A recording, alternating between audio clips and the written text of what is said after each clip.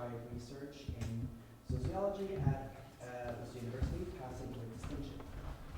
His research concerns the changing racial politics and constructions of race found within international non-governmental aid campaigns, focusing particularly on how language, imagery, and narrative form racialized hierarchies between AIDS beneficiaries and benefactors.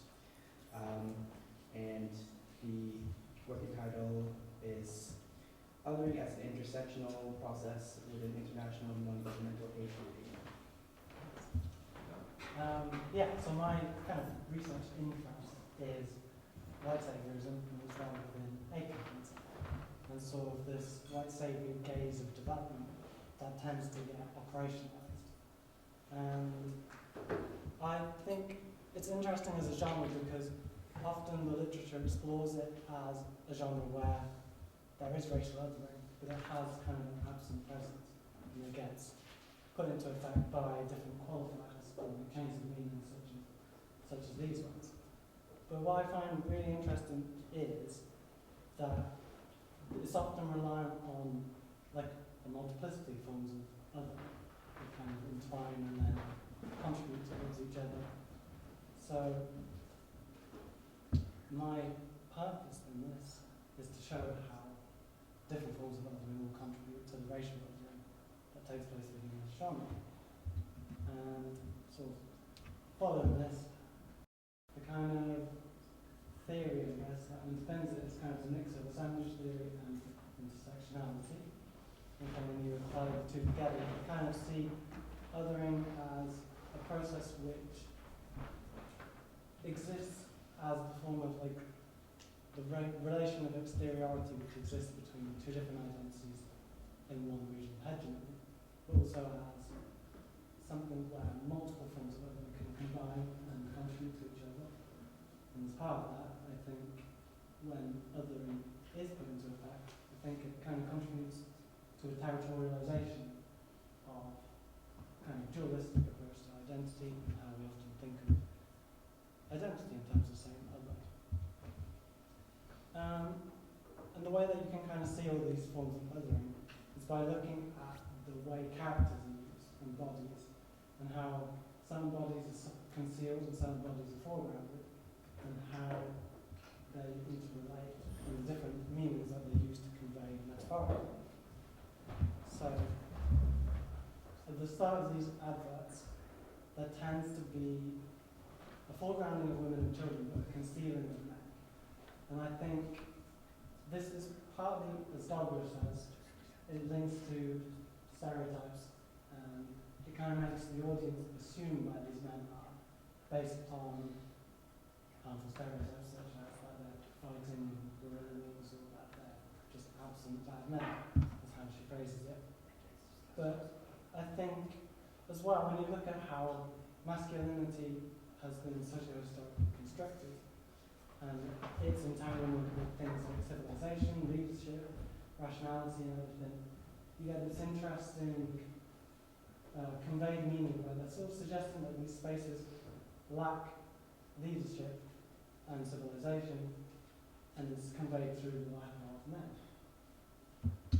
On the other hand of that, you get this hyper-representation of women, and it sort of links to, well, in one angle, you can sort of see it as another set of causes that INGOs blame for causing global poverty.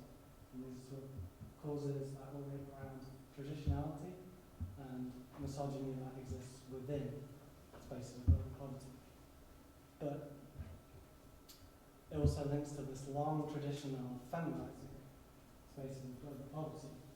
And this kind of sexual way that it's represented in terms of, it gets represented as this space which can be taken and it can be entered, and then the way it would sort of, well, I mean, there's a horrible sentence involved about being entered by the global north, and then it disseminates so-called expertise and enlightenment, and it produces developed nations.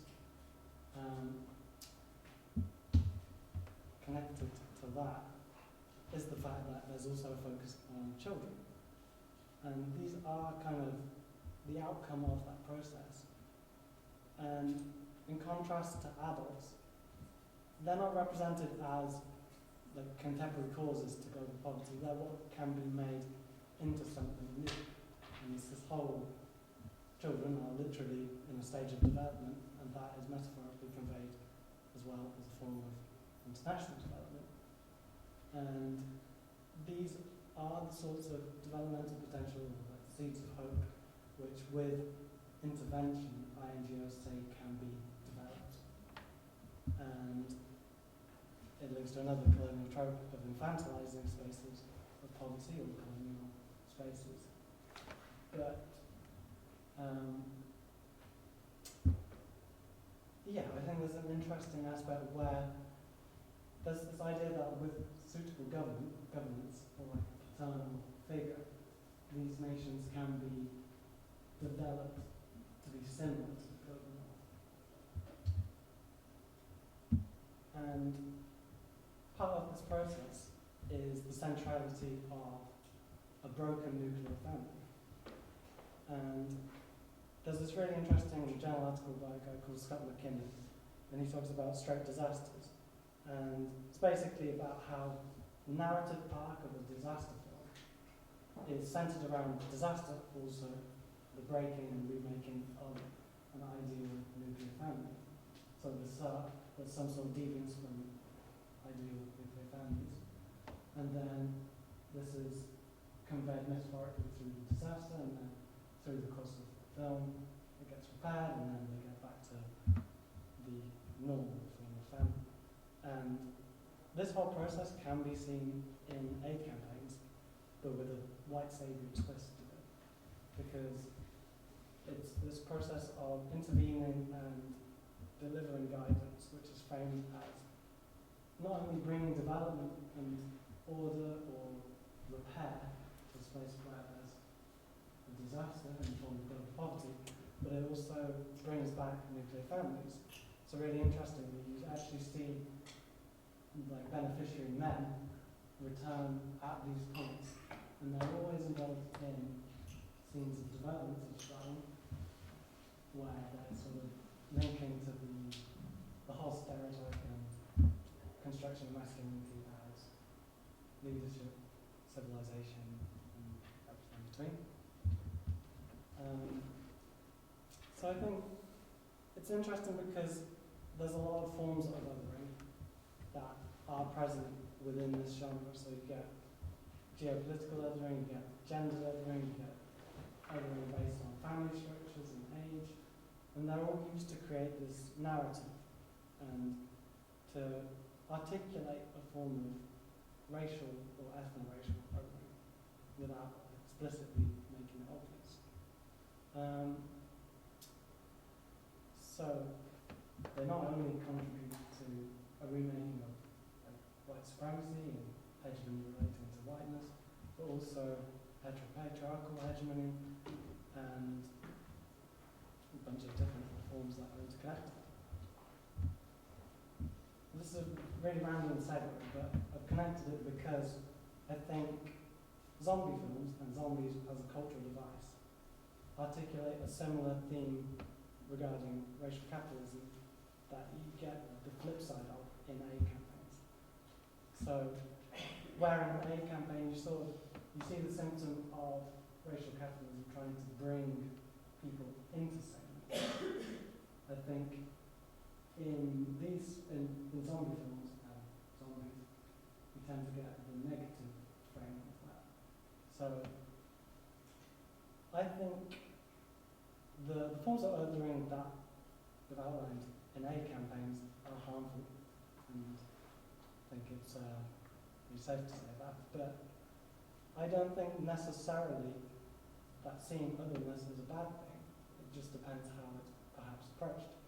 So there's a writer called Grenville Han who talks about how society is becoming kind of plagued by sameness almost.